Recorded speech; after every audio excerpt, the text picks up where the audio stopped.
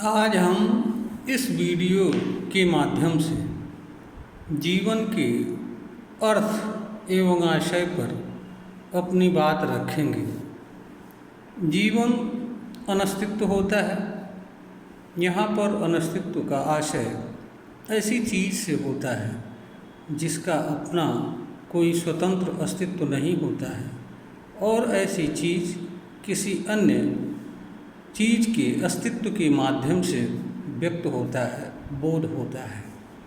जीवन मानव या जीवन धारण करने वाली चीज़ों के शरीर के माध्यम से व्यक्त होता है, अस्तित्व प्राप्त करता है और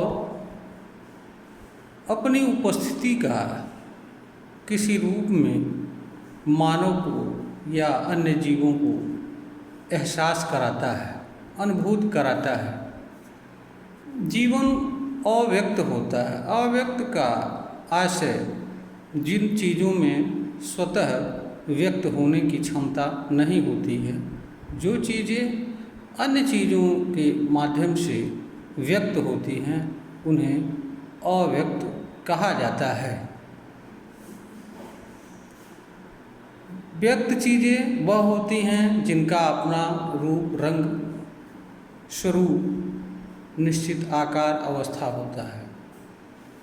जिन चीज़ों का अपना कोई रूप, आकार, स्वरूप निश्चित नहीं होता है, उनका कोई रूप, रंग नहीं होता है, ऐसी चीज़ें अव्यक्त होती हैं।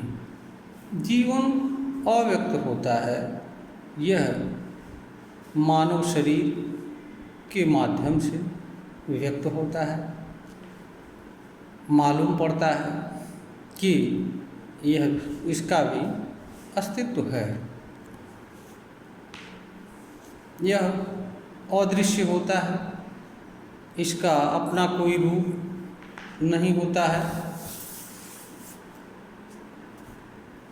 यहाँ पर इस धरती पर जीवन है। मानव के अलावा अनेक प्रकार के जीवन धारण करने वाली चीज़ें हैं। इस धरती पर जीवन का आशय सुखद जीवन से होता है, पीड़ामय व दुखमय जीवन से नहीं होता है।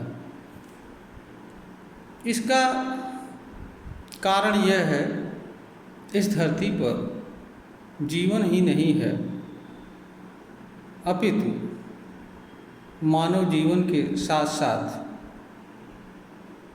मानव के जीवन जीने के मूलभूत साधन भी, जैसे हवा, पानी, खाने पीने की चीज़ें आदि सभी हर मनुष्य को एक समान अवसर में उपलब्ध है। यह अलग बात है कि मनुष्य के स्वार्थ एवं लालच एवं संसाधनों के कब्जा करने की प्रवृत्ति के कारण यहाँ पर विषमता दिखती है। हर मानव के लिए जीवन जीने के, सुखद जीवन जीने के साधन एवं अवसर उपलब्ध हैं। इसलिए जीवन को पीड़ामय मानना या दुखमय मानना मानवीय अज्ञान है। जीवन जीने के दो तरह के साधन होते हैं, एक भौतिक एवं अभौतिक। अभौतिक साधन हर मनुष्य को एक समान अवसर में उपलब्ध है। यह ज्ञानजन्य विषय होता है। इसके का ज्ञान के माध्यम से मनुष्य उपयोग कर सकता है और अभौतिक चीज़ों के माध्यम से सुखद जीवन जी सकता है। भौतिक चीज़ें मनुष्य को विषमाकार रूप में उपलब्ध है। इसका कारण यह होता है कि इनका सृजन होता है। सृजन होने वाली जो भी चीज़ें होती हैं वह विषमाकार रूप में होती हैं। चाहे जन्म से जुड़ने वाली चीज़ हो या किसी भी रूप में सृजित होने वाली चीज़ हो, अनंत एवं प्रकृति में जो भी चीज़ें सृजित होती हैं, जन्म लेती हैं, वे एक दूसरे से भिन्न होती हैं। कोई दो चीज़ एक समान नहीं होती है और ना हो सकती है, क्योंकि ऐसा होने पर सृजन एवं विनाश तथा जन्म एवं मृत्यु की क्रिया रुक जाएगी, और इस क्रिया के रुकने का अर्थ यह होगा कि अनंत एवं प्रकृति तथा इनमें विद्यमान चीज़ों का अस्तित्व खत्म हो जाएगा। न मानव रहेगा, न जीवन रहेगा, और न जीवन जीने के साधन रहेंगे। इसलिए जीवन, चूँकि मानव को इस धरती पर जीवन ही नहीं मिलता है, जीवन जीने के सुखद साधन भी उपलब्ध हैं, इसलिए जीवन को सुखद जीवन मानना चाहिए।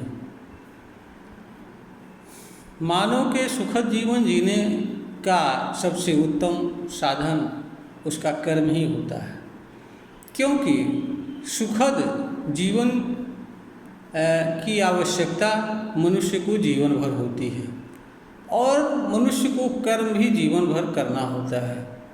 मनुष्य के पास कर्म के चुनाव एवं चुने हुए कर्म को करने की क्षमता भी प्राप्त होती है। इसलिए मनुष्य स्वयं के लिए ऐसे कर्म का चुनाव कर सकता है जिसके माध्यम से वह जीवन भर सुखद जीवन का लाभ उठाता हुआ जीवन जी सकता है। चूँकि मनुष्य के पास सुखद जीवन जीने के साधन एवं अवसर हैं, इसलिए जीवन को सुखद जीवन कहना उचित होगा। एक दूसरा कारण यह है कि जिन चीज़ों का अपना कोई रूप, स्वरूप या स्वतंत्र अस्तित्व नहीं होता है, उन चीज़ों को मनुष्य जिस रूप में स्वीकार करता है, वह चीज़ें उसी रूप में मनुष्य से जुड़ती हैं और मनुष्य के ऊपर प्रभाव डालती हैं। जीवन भी उनमें से एक ऐसी ही चीज़ है, क्योंकि जीवन का अपना कोई रूप, स्वरूप, स्वतंत्र अस्तित्व नहीं होता है। मनुष्य जीवन को जिस रूप में स्वीकार करता है, जीवन उस रूप में भी मनुष्य के साथ जुड़ता है और मनुष्य को उस स्वरूप का बोध कराता है, और मानव द्वारा स्वीकार किया गया स्वरूप मानव से जुड़ता ही नहीं है, अपितु मानव के ऊपर अपना प्रभाव भी छोड़ता है। इसलिए मनुष्य के लिए यह उचित नहीं होता है कि इस तरह की चीज़ों के ऐसे स्वरूप को स्वीकार करे जो मनुष्य से जुड़ करके मनुष्य को ही पीड़ा दे। यह एक प्रकार का अज्ञानजन्य कर्म है, और अज्ञानजन्य कर्म मनुष्य को कभी नहीं करना चाहिए, क्योंकि मनुष्य एक चेतनशील प्राणी है, और चेतनशील प्राणी के पास ज्ञान क्षमता होती है, और ज्ञान क्षमता एवं ज्ञान यही कहता है, समझदारी यही कहती है कि मनुष्य को कोई ऐसा कर्म नहीं करना चाहिए जिससे उसके ही कर्म से उसको पीड़ा व दुख पहुँचे। अगर मनुष्य जीवन को दुखमय या जीवन को दुख के रूप में स्वीकार करता है, तो मनुष्य के लिए जीवन दुख के रूप में अस्तित्वमान हो जाता है, और दुख के रूप में जीवन अस्तित्वमान होकर के मनुष्य से जुड़ जाता है। इस तरीके से वह मनुष्य को दुख देने के अलावा और कुछ नहीं देता है। अगर मनुष्य स्वीकार करके दुख को और दुख से जुड़ जाए और दुख का सहन करे, तो यह हमारे लिए दृष्टि से या किसी भी समझदार मनुष्य की दृष्टि से यह उचित नहीं हो सकता है। इसलिए भी जीवन का आशय सुखद जीवन है, क्योंकि हमें कर्म से, विचार से, स्वीकारोक्ति से ऐसी चीज़ों को ग्रहण करना चाहिए जो चीज़ें हमारे लिए सुखद हों, हमारे लिए कल्याणकारी हों। हमें ऐसी चीज़ों के रूप को स्वीकार नहीं करना चाहिए जो हमारे लिए पीड़ा का कारक बने, दुख का कारक बने, क्योंकि मनुष्य के भीतर आत्मरक्षा एवं सुरक्षा का भाव भी रहता है। जीवन मनुष्य को सुरक्षा करने के लिए भी प्रेरित करता है, क्योंकि जब भी मनुष्य के सामने कोई आसन्न पीड़ा व दुख या खतरा उपस्थित होता है तो मनुष्य उस खतरे से सुरक्षा के लिए उद्यत होता है। यानी कि जीवन मनुष्य को जीवन जिंदा ही नहीं रखता है, जीवन जीने का अवसर ही नहीं प्रदान करता है, अपितु जीवन मनुष्य को जीवन की रक्षा एवं स्वयं की रक्षा करने के लिए भी प्रेरित करता है। इसलिए भी मनुष्य को जीवन को दुखद जीवन, पीड़ामय जीवन नहीं समझना चाहिए। ऐसा करने से मनुष्य खुद ही दुख के पीड़ा के जाल में फंसकर पीड़ा व दुख सहन करता हुआ जीवन व्यतीत करता है। इसलिए इस धरती पर जीवन का अर्थ सुखद जीवन, आनंदमय जीवन, परिस्थितियाँ, समय, लोगों का व्यवहार कुछ भी हो, हमें हर अवस्था में जीवन को सुखद जीवन समझना चाहिए और उन चीज़ों से हमें बचाव करना चाहिए जिन चीज़ों से हमें कोई खतरा हो सकता है, पीड़ा हो सकती है, दुख हो सकता है। इसका कारण ये है कि मनुष्य के पास बचाव के साधन उपलब्ध हैं। सिर्फ इन चीज़ों को जानने भर की आवश्यकता होती है। मनुष्य के पास इस तरह के ज्ञान की क्षमता भी होती है।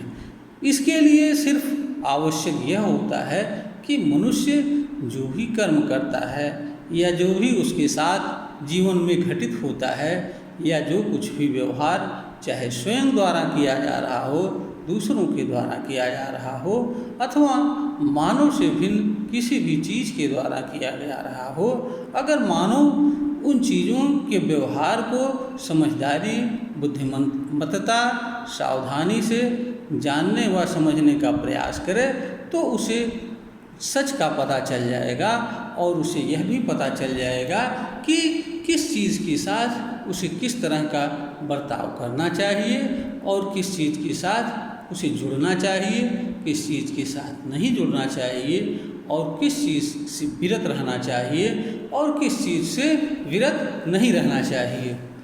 तो जहाँ पर मनुष्य के लिए जीवन है, जीवन जीने के सुखद साधन हैं, सुखद साधनों को जानने व समझने की क्षमता है, इनका उपयोग करते हुए सुखद जीवन जीने का अवसर भी है। इसके अलावा भी पीड़ा एवं दुख जन्य जो भी साधन हैं, जो भी चीज़ें हैं, उनसे बचाव का साधन भी मनुष्य के लिए उपलब्ध है। सिर्फ अज्ञानवश मनुष्य इन चीज़ों का उपयोग नहीं कर पाता है और अज्ञानवश वह यह समझता है कि इस धरती पर जीवन का मतलब दुखद या पीड़ामय जीवन।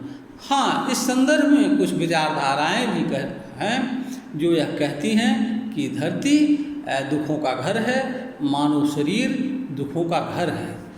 यह विचारधाराएँ सत्य से एकदम दूर हैं और यह विचारधाराएँ मात्र कल्पना है, इनका सत्यता से, वास्तविकता से कुछ भी लेना देना नहीं है। इसलिए भी मनुष्य का यह कर्तव्य होता है कि ऐसी विचारधाराएँ जो मनुष्य के लिए सहज में ही पीड़ा व दुख को लेकर आती हैं, पीड़ा व दुख से छूटती हैं और उन पर प्रभाव डालने का प्रयास करती हैं, और अगर मनुष्य इनसे जुड़ता है, इनके अनुसार व्यवहार करता है, इनको विश्वास करता है, तो ये मनुष्य को पीड़ा एवं दुख देती हैं। तो ऐसी विचारधाराओं से भी मनुष्य को दूर रखना चाहिए, ऐसी विचारधाराओं से स्वयं को जुड़ना नहीं चाहिए, ऐसी विचारधाराओं को सत्य के रूप में स्वीकार नहीं करना चाहिए, ऐसी विचारधाराओं को मिथ्या, अनर्गल प्रलाप, कल्पना और मनगढ़ंत कहानी समझना चाहिए। क्योंकि ज्ञान यही कहता है कि आप वर्ण उसी चीज़ का करो जो आपके लिए कल्याणकारी हो, आप वर्ण उस चीज़ का ना करो जो आपको के लिए दुख का कारण बनता हो। तो जीवन को सुखमय स्वीकार करने में ही मनुष्य का फला है। जीवन को पीड़ा व दुख में स्वीकार करना ही दुख का कारण बनता है और दुख से मनुष्य जुड़ता है। इसलिए हर मनुष्य को यह मानना व समझना चाहिए कि इस धरती पर मानव के लिए जीवन का आशय सुखद, शांतिमय, सुरक्षित एवं आनंद में जीवन है। पीड़ा में व दुख में जीवन एक तरह से या इस तरह के विचार बेबुनियाद हैं, अतर्कसंगत हैं, कल्पना हैं, भ्रम फैलाने वाले हैं, अज्ञान के कारक हैं। ऐसी चीज़ों को न मानने में ही मानव समाज का कल्याण है और मानव समाज को ऐसी चीज़ों से दूर रहना चाहिए जो उसके लिए किसी भी रूप में पीड़ा व दुख का कारण बन सकती हैं। यह वीडियो ज्ञानवर्धन हेतु प्रेषित किया जा रहा है। श्रोता को पसंद आने पर चाहिए कि वह इसे शेयर करें, लाइक करें, सब्सक्राइब करें।